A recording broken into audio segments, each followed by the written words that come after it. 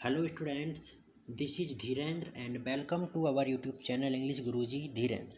तो आज हम लोग पोइम पढ़ेंगे फायर एंड आइस, जिसको लिखा है, जिसके राइटर हैं रॉबर्ट फ्रॉस्ट। अभी पिछली वीडियो में हम लोगों ने पोइम पढ़ी थी डस्ट ऑफ स्नो, जिसको भी किसने लिखा था? रॉबर्ट फ्रॉस्ट ने। तो आप लोगों को प्रत्येक एवरी पोइम और एवरी चैप्टर के राइटर का नेम याद रखना है, क्योंकि इससे रिलेटेड क्वेश्चंस भी आपके एग्जाम में पूछे जाते हैं। तो चलिए पहले हम लोग पोइम को देखते हैं, इसका क्या मीन्स है, राइटर क्या कहना चाहता है इसके मीडियम से। फिर इसके बाद हम क्वेश्चंस एंड आंसर्स के बारे में भी डिस्कशन करेंगे। Some say the world will end in fire, some say in ice. यहाँ पर जो फर्स्ट टू लाइन्स हैं, तो इसमें जो लिखा हुआ है इस साइंटिफिक फैक्ट है कि कुछ साइंटिस्ट ये कहते हैं कि एक दिन हमारी जो वर्ल्ड है, अर्थ है, इसका टेम्परेचर इतना बढ़ जाएगा कि सब कुछ हीट हो जाएगा, जल जाएगा, और जिससे वर्ल्ड का क्या हो जाएगा, एंड हो जाएगा, कुछ नहीं बचेगा। और दूसरी तरफ कुछ साइंटिस्ट ये भी कहते हैं कि जो हमारी अर्थ है, इसका टेम्परेचर बढ़ेगा नहीं, उल्टा घट जाएगा। And without sunlight there is no life and the world will end. From what I have tasted of desire, I hold with those who favor fire. अब पोइट क्या कहता है देखिए, लेकिन जो इस पोइम के पोइट हैं वो कहते हैं कि लेकिन जो मैंने देखा लोगों की डिज़ायर को, उनके डिज़ायर के बारे में जो मैंने एक्सपीरियंस किया है, तो मैं उनके साथ हूँ जो ये कहते हैं कि world will end in fire. Poet कह रहा है कि मैं उनके फेवर में हूँ जो लोग ये कहते हैं कि जो हमारा वर्ल्ड है उसका एंड फायर से होगा।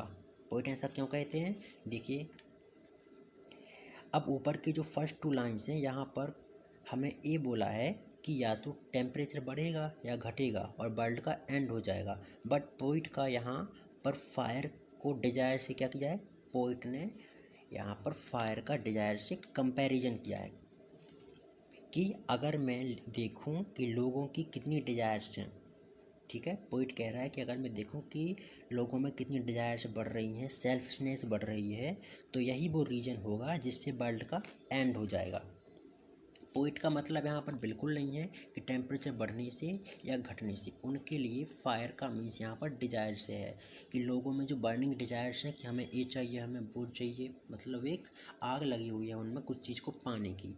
तो वो यही कह रहे हैं कि जो लोगों में बर्निंग डिज़ायर्स हैं, तो यही वो रीजन होगा जिससे वर्ल्ड का एंड होगा, ठीक है।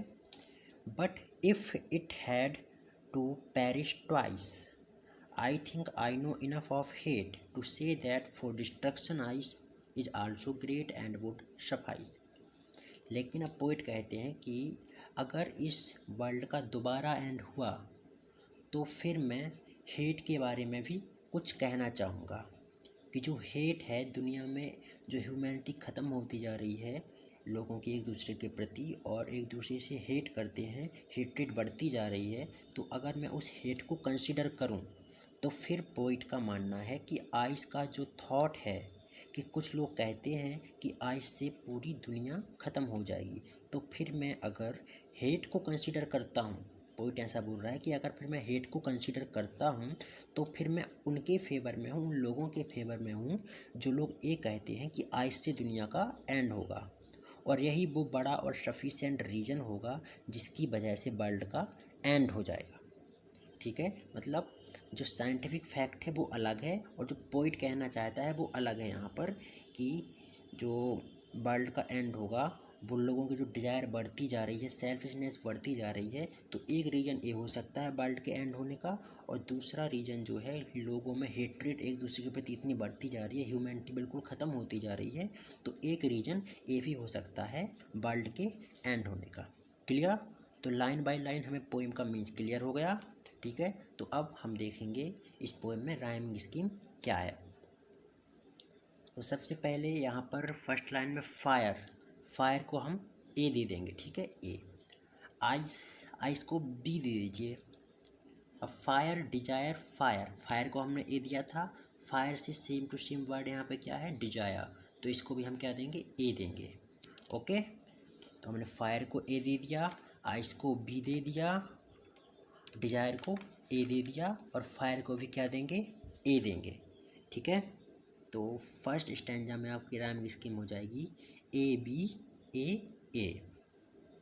सेकेंड स्टैंजा देखिए ट्वाइस। अब देखिए आइस को हमने क्या दिया था, बी दिया था, और आइस से जो सेम राइमिंग आ रही है इसकी ट्वाइस की। ठीक है, तो इसको भी हम क्या देंगे, बी देंगे। तो हमने ट्वाइस को बी दे दिया, हेट को क्या देंगे, सी देंगे, फिर आइस को क्या देंगे, बी देंगे, ग्रेट को सी देंगे और सफाइस को बी देंगे। तो सेकंड स्टेंजा में जो आपकी राइमिंग स्कीम होगी वो हो जाएगी बी सी बी। ओके, तो आपकी जो पूरी पोइम में राइमिंग स्कीम होगी वो हो जाएगी A B C B. Okay, तो चलिए अब हम लोग देखेंगे इसमें पोएटिक डिवाइसेस। चलिए देखते हैं पोएटिक डिवाइसेस में क्या है। देखिए यहाँ पर सम से वर्ल्ड विल फेवर फायर। यहाँ पर देखिए सम से, यहाँ पे एस रिपीट हो रहा है, यहाँ पर वर्ल्ड विल वाह और वाह। ठीक है, यहाँ पे ये रिपीट हो रहा है, फेवर फायर एफ रिपीट हो रहा है इसमें। तो मैंने आपको पिछली वीडियो में बताया था जब कोई लेटर बार बार रिपीट होते हैं किसी लाइन में तो वहाँ पे कौन सा पोएटिक डिवाइस होता है, एलिट्रेशन। तो इसमें आपका कौन सा पोएटिक डिवाइस हो गया, एलिट्रेशन हो गया। ओके, नेक्स्ट देखिए इसमें होल्ड, दोज, हु, फेवर। इसमें ओ साउंड बार बार रिपीट हो रहा है और वो क्या है आपका, वोवल है। तो यहाँ पे जो आपका पोएटिक डिवाइस होगा वो होगा आपका असोनेंस, जो मैं आपको पिछली वीडियो में भी बता चुका था कि असोनेंस क्यों होगा। जहाँ पर वोवल साउंड बार बार रिपीट होता है तो वहाँ पे आपका असोनेंस होता है, और जहाँ पे कॉन्सोनेंट साउंड आपका बार बार रिपीट होगा वहाँ पे आपका कॉन्सोनेंस होगा। ठीक है, अब आता है आपका फर्स्ट टू लाइन्स। देखिए इसकी, यहाँ पे सम से और शम से ये टू लाइन्स हैं, तो इनमें इनकी जो बिगनिंग हुई है वो सेम वर्ड से हुई है। और अगर ऐसा कभी होता है तो आपका पोएटिक डिवाइस वहाँ पे होगा एनाफोरा। ठीक है, क्योंकि इन दोनों लाइन्स की बिगनिंग सेम वर्ड से हुई है तो यहाँ पे आपका जो पोएटिक डिवाइस होगा वो एनाफोरा होगा। ओके, और एंड इसमें आपका एंजॉयमेंट भी होगा, क्योंकि देखिए फर्स्ट लाइन से जब सेकंड लाइन में जा रहे हैं तो यहाँ पर आपका कोई भी पंक्चुएशन मार्क नहीं है। ठीक है, सेकंड लाइन में है तो यहाँ पर आपका एंजॉयमेंट हो जाएगा। सेम आपका थर्ड से फोर्थ में जा रहे हैं तो यहाँ पर भी आपका कोई पंक्चुएशन मार्क नहीं है। ठीक है, तो यहाँ पर भी आपका क्या होगा, एंजॉयमेंट होगा। ओके, ऐसे ही आपका थ्रू आउट द पोइम, सारी पोइम में आपका क्या है, एंजॉयमेंट है। देखिए, ठीक है, तो ये आपके हो गए poetic devices. And through out the poem आपका यहाँ पर फायर एंड आइस को पर्सोनीफाई किया गया है, मतलब नॉन लिविंग थिंग को लिविंग थिंग में पर्सोनीफाई किया गया है कि यही वो रीजन होंगे, यही दोनों हैं जो वर्ल्ड का एंड करेंगे। तो यहाँ पर आपका पर्सोनिफिकेशन भी हो जाएगा। एंड आपका फायर का जो कंपैरिजन है वो डिजायर के साथ किया गया है एंड आइस का हेट के साथ किया गया है, तो यहाँ पर आपका मेटाफर भी होगा। ओके, तो ये हो गया आपका पोएटिक डिवाइसेस। अब हम क्वेश्चंस एंड आंसर्स के बारे में भी डिस्कशन करेंगे। ठीक है, तो चलिए अब हम लोग देखेंगे कि पोएम से रिलेटेड क्वेश्चंस कैसे पूछे जाते हैं आपके एग्ज़ाम में और हमें उनको कैसे लिखना है। ठीक है, तो सबसे पहले अगर आपको पोएम के क्वेश्चंस के आंसर को लिखना है तो हमें सबसे पहले जो फर्स्ट थिंग है पोएम के मीन्स को समझना है। ठीक है, कि राइटर जो पोइट है वो पोएम के मीडियम से हमको क्या कहना चाहता है, क्योंकि अगर हमें पोएम का मीन्स पता नहीं होगा, समझ में नहीं आएगा, तब तक हम किसी भी क्वेश्चन का आंसर नहीं लिख सकते हैं। ओके, कभी कभी आपके एग्ज़ाम में किसी पोइम से कुछ लाइंस दे दी जाती हैं और उन लाइंस से रिलेटेड क्वेश्चन भी पूछे जाते हैं, जैसे इन लाइंस को किसने लिखा है, हु इज़ द पोइट या who is the author of this poem या who has written these lines. Okay, तो ऐसे क्वेश्चन पूछे जाते हैं। What is the rhyming scheme of these lines, तो ऐसे भी क्वेश्चन आंसर आपके पूछे जाते हैं। ठीक है, तो सबसे पहले जो मैंने आपको बताया फर्स्ट थिंग, आपको पोइम का मीन्स अच्छी तरह से समझना है कि पोइट इस पोइम के मीडियम से आपसे क्या कहना चाहता है और उस सारी पोइम का मीन्स क्या है। क्योंकि जब तक आपको इस पोइम का मीन्स समझ नहीं आएगा तब तक आप क्वेश्चंस के आंसर नहीं लिख सकते हो। ठीक है, तो यहाँ पे फर्स्ट क्वेश्चन है आपका, there are many ideas about how the world will end, do you think the world will end someday? Have you ever thought what would happen if the sun gets so hot that it bursts or grows colder and colder?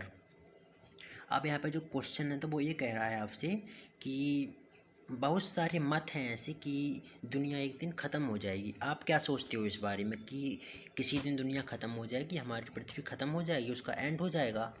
क्या हो अगर, क्या आप इस बारे में क्या सोचते हो, आपके क्या विचार हैं कि अगर जो सूरज है वो बहुत ज़्यादा जलने लगे या बहुत ज़्यादा हीट हो जाए और बहुत ज़्यादा मतलब कोल्डर एंड कोल्डर, बहुत ज़्यादा ठंडा पड़ जाए, मतलब टेम्परेचर लो हो जाए, गिर जाए, तो इस बारे में आपको लिखना है। तो मैंने अभी बताया था आपको कि पोइम के मीडियम से, तो आपको जो आपने पोइम में समझा है, ठीक है, उसी के अकॉर्डिंग आपको क्वेश्चन का आंसर देना है। Okay, so there are definitely many ideas about how the world will end. I do believe that the world will end someday, as anything that has a beginning will and have an end. This stand true for the world. Okay, if the sun got so hot that it burst, the whole of the earth would perish immediately, and no part of the earth can bear the heat of that intensity. Okay, तो आपको simply जो आपने poem में समझा है कि जो हमारी अर्थ है, अगर उसका टेम्परेचर बहुत ज़्यादा बढ़ गया तो कैसे एंड होगा, तो सिंपल सी बात है, अगर हमारी अर्थ का टेम्परेचर बढ़ गया तो सब कुछ जल जाएगा, राख हो जाएगा, क्योंकि हमारी अर्थ है इतनी अधिकता की गर्मी सहन नहीं कर पाएगी और उसका अंत हो जाएगा। Okay, but if the sun grew colder and colder, everything will come to an end, as without sunlight life will end. Okay, तो ये भी एक साइंटिफिक फैक्ट है कि अगर हमारी जो अर्थ है उसका टेम्परेचर बहुत ज़्यादा लो हो गया, बहुत ज़्यादा गिर गया, तो विदाउट सनलाइट सब कुछ नष्ट हो जाएगा। ठीक है, जीवन का अस्तित्व नहीं रहेगा, लाइफ विल एंड। ओके, तो आपको ऐसे ही क्वेश्चंस लिखने हैं। जो आपका क्वेश्चन आएगा तो आपको पोइम के अकॉर्डिंग, पोइम के मीन्स के अकॉर्डिंग ही उसका आंसर देना है। ठीक है, सेकंड क्वेश्चन है आपका, for first what do fire and ice stand for, here some ideas. आपको क्वेश्चन में कुछ वर्ड्स दिए जाएंगे और आपको उन वर्ड्स को देख के बताना है कि कौन से वर्ड फायर के साथ मैच कर रहे हैं, क्योंकि यहाँ पर जो पोइट है उसने फायर का कंपेयर किससे किया है, डिजायर से किया है, लोगों की ग्रेटनेस से किया है, सेल्फिशनेस से किया है। ठीक है, तो उन वर्ड्स को वो ये कहना चाह रहा है क्वेश्चन में कि फायर का इस पोइम में क्या मीन्स है राइटर के लिए और आइस का क्या मीन्स है। ठीक है, तो फायर का यहाँ पे मीन्स बताया है ग्रीड, सभी को मैंने अभी आपको पोइम में ही बताया था, ग्रीड लालच हो गया, सेल्फिशनेस, ये सारे। ठीक है, तो अवेराइज, लस्ट, कॉन्फ्लिक्ट एंड फरी। ठीक है, आइस किसके लिए है, cruelty, intolerance, rigidity, insensitivity, coldness, indifference and hatred. ठीक है, ये सब आपने पोइम में पढ़ा है कि ये क्यों है। ठीक है, थर्ड क्वेश्चन है आपका, what is the rhyme scheme of the poem. ठीक है, how does it help in bringing out the contrasting ideas in the poem. तो मैंने आपको राइम स्कीम बता दी कि राइम स्कीम कैसे निकाली जाती है। ठीक है, तो वो आप आसानी से कर लोगे। ठीक है, नेक्स्ट आता है इसमें, this rhyme scheme help in bringing out the constructing idea of fire and ice presented in the poem. The poet mention that both and fire are probable ends of this world. He talk about now how fire represent desire and can therefore be a cause of the end of the world.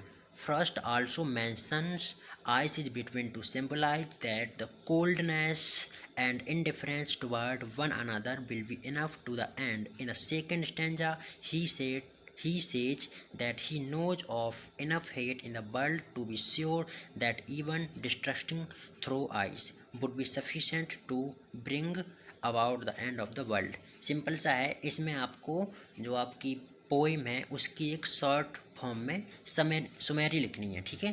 तो जो आप लोगों ने पढ़ा है, क्या पढ़ा है आपने कि पोइट कहना चाहता है कि जो लोगों में फायर रूपी डिजायर्स हैं उसकी वजह से भी हमारी जो वर्ल्ड है उसका एंड हो जाएगा, क्योंकि लोगों में डिजायर्स बढ़ती जा रही हैं कि हमें ये चाहिए, हमें वो चाहिए, ठीक है। सेल्फिशनेस बढ़ती जा रही है लोगों में, लालच बढ़ती जा रही है, ठीक है। तो एक ये भी कारण हो सकता है कि जिससे वर्ल्ड का एंड हो जाएगा। और जो सेकंड स्टैंजा है उसमें ये बताया गया है कि अगर मैं हेट की बात करूं, हेट को कंसीडर करूं, तो फिर मैं उनके साथ हूं जो लोग ये कहते हैं कि आज से भी दुनिया का अंत होगा, ठीक है।